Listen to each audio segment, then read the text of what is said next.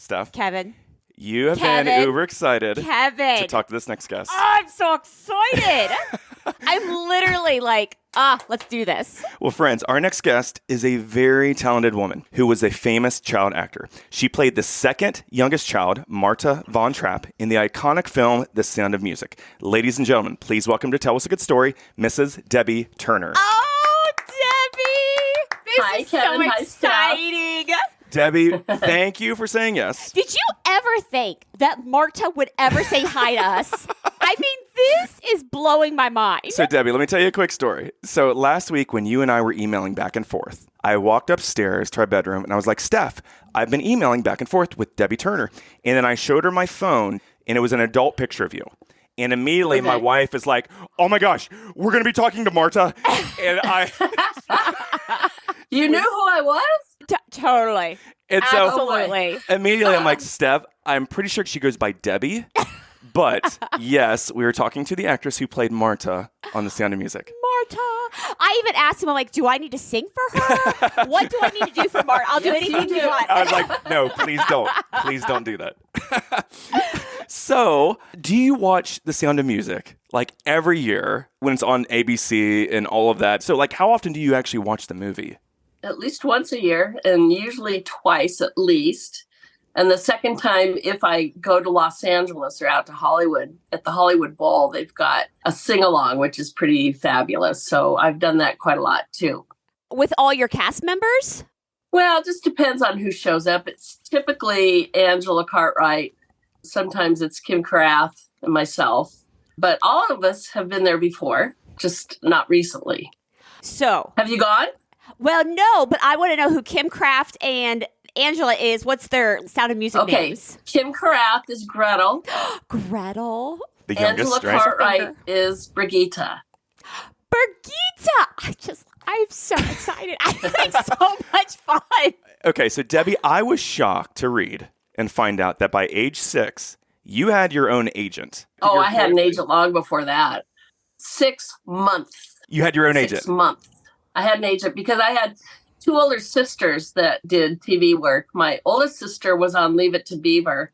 And she played a character by the name of Linda Dennison. And she was kind of Beaver's 8-year-old love interest. And my sister, Michelle, did a lot of television commercials. So I had an agent at the age of 6 months old. So your parents wanted to start you off as early as possible. It's showbiz family. Yeah. I mean, I think I did a couple of baby commercials, but... Okay, so then by age 6, right, this agent reaches out to you and your family and talks about, hey, they're casting for this movie called The Sound of Music. Okay, so what was the casting process like then for The Sound of Music? Do you remember? It's quite different than they do nowadays, but at that time, I think the agent wanted to send myself and my sister, who happens to be Brigitte's age. Okay. And they had us go to 20th Century Fox, and there was hundreds of kids, of course, just reading lines for various things. And we were called to the back, and we did our interviews together because, you know, we were sisters, and we both had our little sailor dresses on. And so we were all set, you know, here we're Von Trapps and we're in our sailor outfits. And anyway, so we went back, and then they asked us if we could sing Do Re Mi or sing something. Okay. And I just happened to know Do Re Mi.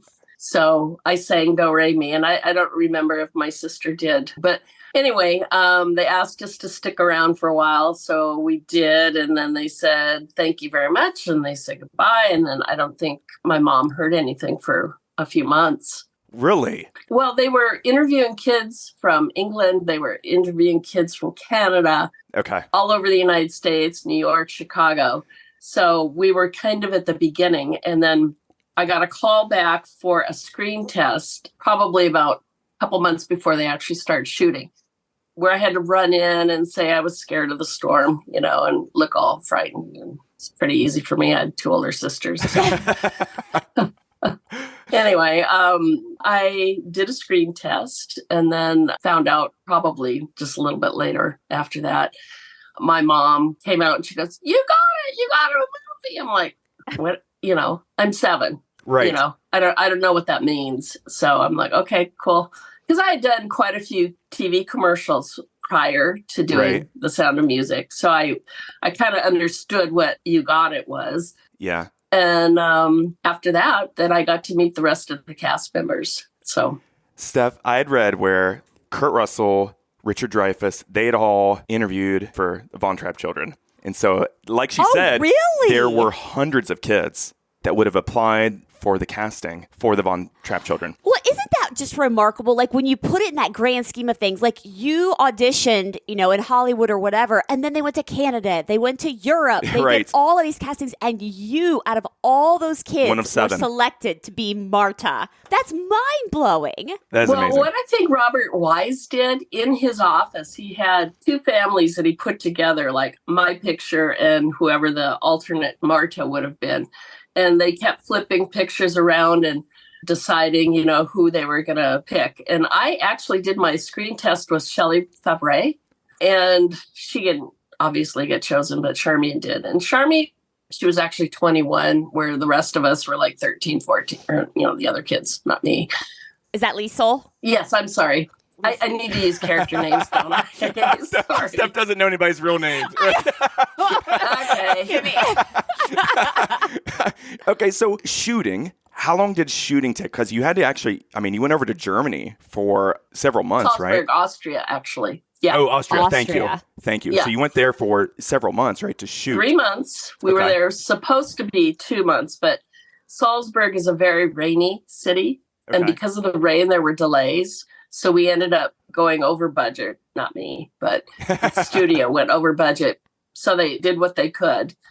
And all in all, I think total filming was like 7 months. And then, you know, there's all the post-production and all the rest of it didn't come out until the following year.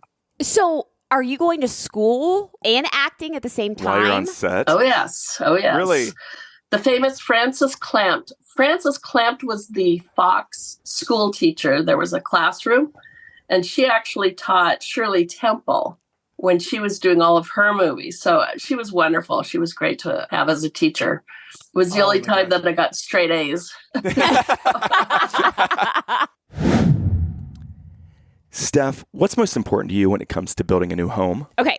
I want a builder who's an expert in what they do, is going to be honest with me, and cares about even the smallest of details. Well, thankfully, we know just the builder. You know it. It's Jay and Connie Luby with Luby Companies. Friends, don't just take our word for it. Go check out their website at lubycompanies.com. That's LUEBBE companies.com. Let them be your builder for life. They're freaking awesome.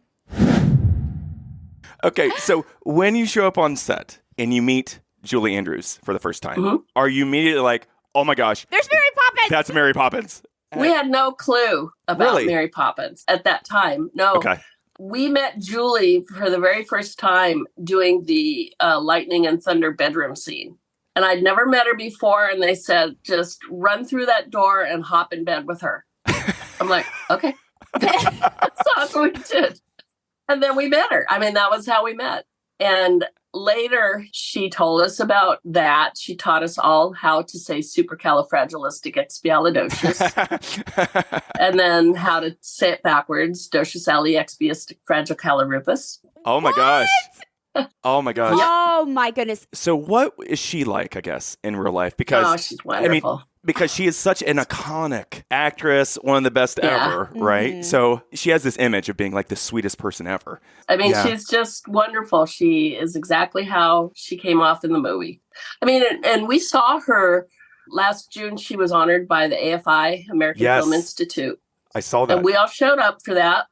And it was just like where we left off. I mean, probably none of us had seen her in at least, 15 years or better. And it was just like, how are you doing? How are the kids? She's just exactly how you would think she is. What's your favorite memory from being on set? Well, a good memory or a naughty memory? Oh, both.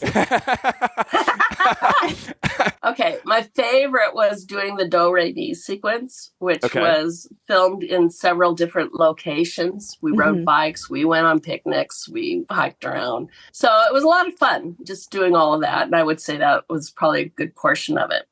But the naughty memory I have. Okay, so they're filming the scene where Julie Andrews, or Maria, comes to the front door for the very first time. She's got her guitar in her bag and she knocks on the door. So in order to have this scene in Robert Wise's mind, he wanted it to be diffused behind her, like a real soft background. So they put this big screen behind her. And in the middle of takes, you could move around until the red light goes off, and then you all got to freeze and stop in your tracks wherever you are. So I thought, I wanted to get from point A to point B really quick, and I wasn't going to be able to do it by going the long way. So I thought, well, I'll just cut right through the scene. Well, I tripped. Oh, no. And I put a body-size hole through that screen. Robert Wise wanted to kill me. A 7-year-old. They have the big cords going all over the place and stuff. And I just tripped on one, fell right through the screen. And he had another screen that he could use, which he did use. But he never forgave me about it. We were together, I want to say maybe 25 years, and we were all in England for something. And I sat next to him at dinner time, and I asked him, I go, "Are you still mad at me about that?" He goes, "Yeah." It didn't come out how I wanted it to. He still holds a grudge? Oh, well. You're like, I was 7. I was a kid, Right. In the scene with you guys and like the boats, and you were singing, and then everybody falls out. Yeah, they fall out. Was the water like super cold, or did anything happen during that scene? It was April in Austria. The pond freezes. What do you think? Oh my goodness. It was ice cold. And it was real mucky on the bottom. It's not a spring-fed pond. It was actually built by King Leopold, who built the house that they used for the backdrop. So it's only 4 feet deep, but it's just like muck and leeches and I don't know what else. I don't even want to know what else. And it's still kind of icky looking. I was there 2 years ago, and we were looking at the water, and it's just murky. It's just awful. Yeah. Is it true in that scene, the youngest almost drowned? Is that true? Yep. Yes, it's true. She couldn't swim, and Julie was supposed to scoop her up, but Julie fell out the backside. And so the assistant director, he dove right in and he found her, and then they kind of figured out how to make it look like Louisa picked her up. Mm-hmm. So, but we had to do it twice. Just for safety. Enough. Yeah. Once wasn't enough. She's probably traumatized from that experience as a child, I'm sure. Yeah. Okay, so reading about this stuff, this was amazing to me. Okay, so when The Sound of Music was released in 1965, so it earned 10 Academy Award nominations. It won 5 Oscars. And then it was the longest first-run movie ever. It was in the theaters for 4.5 years. What? 4.5 years. So Debbie's in elementary school, and by the time it ends its run, she's almost in high school. Oh, that's right. What was that like for you going back and having your film out there? Like, did kids treat you differently? Right, in school? Yes. Oh, yeah. They did. Not all kids, but there were mean kids. And I went to a private school, and I had to take a bus home, and they were wicked mean. They would chant, you're a movie star, movie star. So I switched and went to public schools. They were a lot nicer. So they learn about you before they actually meet you. And I had quite a few different people say, well, I always heard that you were a snot. You're actually pretty nice. Right. In that situation, Debbie, is it literally like you're waiting for it to get released, and then once it releases, it's like, boom, your life changes, your family's life changes. Is that kind of how it worked? Like now everybody knows. Yeah. Kind of. I mean, I'd get recognized. I don't know. I don't know how to handle fame very well, I guess. Yeah. But for some reason, they put movie stars up on a pedestal, which I think is stupid. But well, Steph, The Sound of Music was so successful that adjusted for ticket price inflation, The Sound of Music is the 3rd highest grossing film of all time, behind Gone with the Wind and Star Wars. Wow. Like it was that successful. Like amazing to be part of that. It is incredible movie. To the fact that it still shows once or twice a year on TV to this day. It's amazing to me that it's lasted 60 years. I'm amazed even all the reunions you've done on the Oprah Winfrey Show, at the Lifetime Achievement Awards, at ABC News. Whenever we've been interviewed over the years, people go, tell us the dirt. I'm like, oh, there isn't any. We're about as clean and proper as it gets. So. And see, that's what I miss. Like, why can't everyone be like that now? And now it's just horrible. The only negative I ever saw when I was researching this was Christopher Plummer, who's the father, was not a big fan of the movie because he was such a Shakespeare type actor. Oh, really? So that was the only thing I ever read. I don't know if that's true. Yeah, that's true. And he felt it was sort of beneath him until later in life when he realized that was what put him on the map. Oh, okay. And the last time we saw him we were in Chicago. I want to say it was either 45 or 50. And I sat next to him. We had a long conversation. He was so sweet. Okay, let me go back to my notes here, Debbie, because I thought this was amazing stuff. So for Christopher Plummer's role, here are the people who did not get the part. Mm-hmm. Sean Connery, Richard Burton, Bing Crosby. They were all in the running to play Captain Von Trapp. I didn't know about Bing Crosby. I saw that multiple places. Yeah. I knew about the other two, but I didn't know about Bing Crosby. Yeah. Before the role went to the relatively newcomer, Christopher Plummer. You look at Christopher Plummer, like only he could have played that role. Right. With how just how he carried himself. Okay, with Julie Andrews for Maria, producers also had in mind Grace Kelly, Doris Day. Because Mary Poppins had not released yet when they started filming. So they weren't sure whether she could carry a film like that yet when they announced that it was Julie Andrews. Well, they didn't think she was pretty enough. Really? Which is crazy. Right. Because she's beautiful. But that was one of the things that went around. See, I just love her because she just, even in the acting, she just loved you guys. Well, she was relatable. So much. She was relatable. Yeah. Absolutely. She was funny. She was really funny. She'd tell us jokes. One of the jokes she told us, why I remembered, I don't know. Back in those days, you guys are probably too young to know this. There was a joke that went around, what's black and white and red all over? Yes. A newspaper, right? Mm-hmm. But she told us, she goes, what's black and white, black and white, black and white, black and white, and black and white, and black and white, black and white, and red all over? A nun who just rolled down a hill. I bet as kids you would love that. That's a good joke. Yeah, we thought it was pretty funny. All right, Steph, I'm going to test you again here. What is your favorite book of all time? Obviously, it's the Bible, Kevin. Yes. Nailed it. Very good. This time you didn't say the book we wrote called You Met Her Where. But it's still a really good book. That is true. And it would make a great gift for friends or relatives on their birthday or for Christmas. Friends, you can order your copy of our book titled You Met Her Where at kevinandsteph.com. And we will make sure to personally sign a copy for you or whoever you want. And as always, thank you for listening to Tell Us a Good Story.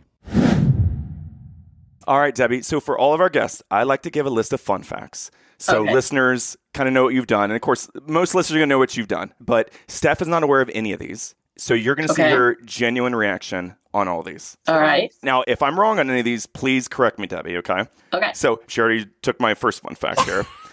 But Debbie grew up in a showbiz family.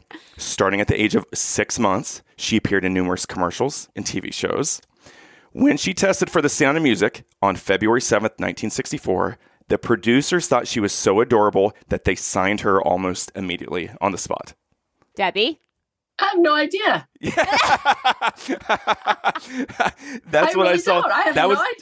That is actually listed on your IMDb page. They wanted you immediately, and they almost signed you on the spot. I don't even know who put that up, but I have no idea if that's true or not. Cool if it was, but I don't know if it was. So next fun fact stuff. During filming, Debbie, again, age 7, lost both of her front teeth and had to wear false ones for filming. So how hard was it to sing then when you have dentures in your mouth, right? And false teeth. Upper and lower, because I first lost the ones on the bottom. And when we were in Europe, I hadn't lost any teeth yet, but they were getting really loose. So I had to eat on the side of my mouth. There, you can't knock those teeth out. We don't have a dentist in Salzburg. And so when we got back, and it was all the singing was done beforehand. It's all recorded in a recording studio. So there was no problem singing. But certain scenes, I have a little bit of a lisp because I've got an upper and a lower denture. Oh, gosh. It's more like tough. A retainer with teeth on it, so. All right, next fun fact. After graduating from college in California, Debbie worked in a ski resort where she met her husband, Rick Larson. They married in 1980. Debbie became a skier and was the West Coast ski racing champion. That's incredible. No, it was held at Mammoth Mountain up in Central California, I guess. It was an intramural team for my high school. And I beat everybody, including the guys. So that's true. Bravo, Debbie. So Debbie, you transitioned right into a normal life with going to college, getting your degree. What led you to want to, I guess, get out of Hollywood, get out of showbiz? Well, I actually didn't get my degree. I went to college. I went to USC for a year and a half, and then I went to Orange Coast College for 2 years at night school. But I ended up going up to Utah, where my sister was a ski instructor up at Snowbird Resort. And I didn't know what I wanted to do, and that's when I met Rick, my husband, and we dated while we were up there. And then we stayed in touch after the season was over. And a couple of years later, here we got married. And now I'm a grandmother with 7 grandkids and 1 more on the way. So. Oh, that's awesome. Congratulations. Not only did she get married, but had 4 children, 4 daughters, and they moved to a suburb of Minneapolis in Minnesota. Yeah. So what did your kids think, Debbie, when they're growing up and you're showing them The Sound of Music or they see it on TV? What was their initial reactions, I guess, when they see that? It was kind of meh. Really? They weren't impressed? Well, the funny thing about that is, like, my mom always had it going. I mean, she'd have it going on 2 or 3 TV sets if it happened to be playing. And so they'd be like, okay, enough already, Okay, so speaking of parents, that was one thing I was going to ask you. When you were filming on the set, what were your parents like? Were they kind of like taking you off to the side, like make sure you get in the shot, make sure you're front and center? What were parents like they have back then? No say in the matter. My mother was with me. My dad actually came over with my sisters, but my mom was with me every day. And no, she had nothing to say about it because that's not her place. It's the director. If you like what you hear, please tell someone about us. As soon as this episode is over, go tell your spouse, your closest friend, a parent, a coworker, or share one of our posts on social media. However, if you don't like what you're hearing, please do not. Don't tell anyone. Don't tell anyone. Don't tell anybody. Just disregard this message. Don't worry about it. Forget about us. Yep. Go on with your merry day. And to get more information about us or our entire catalog of episodes, be sure to check us out at kevinandsteph.com. Thank you for listening to Tell Us a Good Story. Okay, so final fun fact here, Steph. This one's going to blow your mind. Debbie started a successful upscale floral design business in the early 1990s. She was chosen in 2017 to be one of the floral designers at the White House for Christmas. In 2016, she was asked to design the flowers at the memorial reception for the late rock legend Prince. I've got to keep going here. In 2011, she was chosen as one of 3 float judges for the Pasadena Tournament of Roses Parade. And then in 2008, Steph, Debbie was one of 4 floral designers chosen to do the flowers for the Republican National Convention in St. Paul, Minnesota. Oh, my goodness. So very talented. Very talented accomplished. Woman. Yes. So, or lucky, one of the 2. I'm going to go accomplished. Let's go with that one.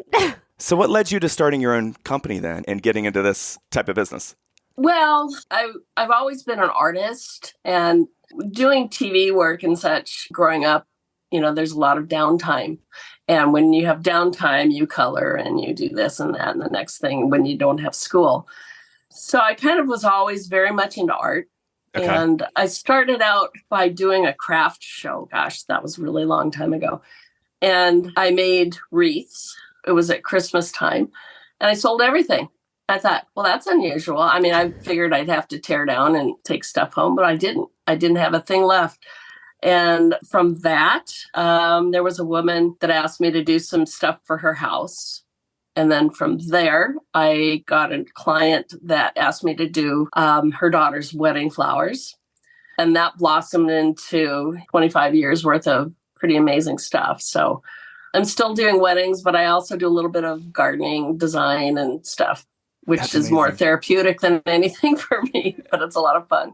I want to know what it was like decorating the White House or doing princess flowers. Right. Well, I'll start with princess flowers. That was just like doing a wedding or anything else. It was basically a bunch of centerpieces. And I loved it because, it was all purple and white. And so, yeah, it was cool. Loved Prince. Wish I could have met him at one point. He lived less than 2 miles from me, but he was kind of a night owl. He was out in the middle of the night, and that's when moms sleep. So I never connected. But doing the White House, it was something that I wanted to do for many years. I applied for it for many, many years. And all of a sudden, one time, just out of the blue, it said, "You've been accepted." And I think I remember the moment reading it. It popped up on my phone. My phone made a weird noise, and I pulled over and I looked. I'm like, oh my gosh. And I screamed, and then I drove. I don't even know where I went. But it was the coolest and most grueling job I think I've ever done. It was a week long. And every night I'd go back to the hotel and I'd have to take a bubble bath because I couldn't move. But what an experience. Oh, it totally was. Yeah. Did you ever see the president or first lady when you were there? The first lady we saw. They had a reception party for everybody. And she basically kind of made an appearance and came down the stairs. Okay. To say hello. I mean, she was one of these people where if she went into the crowd, everybody would come around her because they all wanted to touch and hi, and for her protection, she really didn't go into the crowd. But yeah, she came down the stairs. I remember she was wearing this really beautiful white dress, and she just looked like an angel coming down. I thought, this is the coolest thing. And so. Well, listeners, for more information about Debbie, you can go to her website, DebbieTurnerOriginals.com. And on that website, you can order items made by Marta. You can order a 55th anniversary Sound of Music scrapbook that she designed. And then also, yes, right there. Aww. Can you tell us about that book that you helped design? Well, yeah, the original design was done by somebody else. And this last version of it, Angela Cartwright and I went through and we made the changes and corrections and things that the original person either missed or we didn't like. And we added updated photographs. But it goes through the entire story of the Sound of Music, not just us, but Mary Martin, and when she did Broadway for so many years, and then the real Von Trapp family, and then personal stories. So we basically went through and just made it more what we wanted in the first place. So, what was it like meeting the original Von Trapp family? The first time we met them was on the Oprah Winfrey Show. Really? I saw that show. Did you? Yes, I did. Yeah. It was interesting because they called us the non-traps. The non-traps. The non-traps and the Von Trapps. Were they upset by anything that may have not been historically accurate in the movie? Maria was. Was she? Well, I met Maria when I was 8. Okay. And I did an appearance at something in Temple City, California. And she was there too. But I met her and I kept thinking, you're 8. And that's not Julie Andrews. She was very gruff, I'll say. Maybe that's a good word. And I was sort of afraid of her because she just kind of looked at me like, I don't know.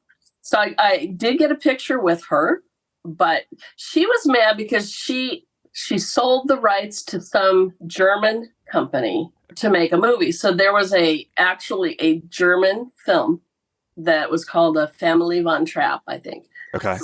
And they sold the rights to 20th Century Fox. And so they got it for a song. I mean, they barely paid anything. And she got mad because of how successful it became, because it was done by Robert Wise, Right. And, yeah, she wasn't happy about it. But the Von Trapp family, they've always been great. Well, Debbie, thank you so very much for saying yes to us. This was fantastic. Again, thank you for answering my emails and my repeat emails, right? And saying yes to us. So thank you very much. Thanks, Debbie. Well, it's been a lot of fun. And thank you for having me. I appreciate that. Friends, we want to encourage you to please follow us wherever you listen to this, whether it's on the Apple Podcast app, iHeartRadio, Spotify, or one of the other platforms. You guys, it's completely free. And while you're there, feel free to give us a rating or a nice review. Thank you for listening to Tell Us a Good Story.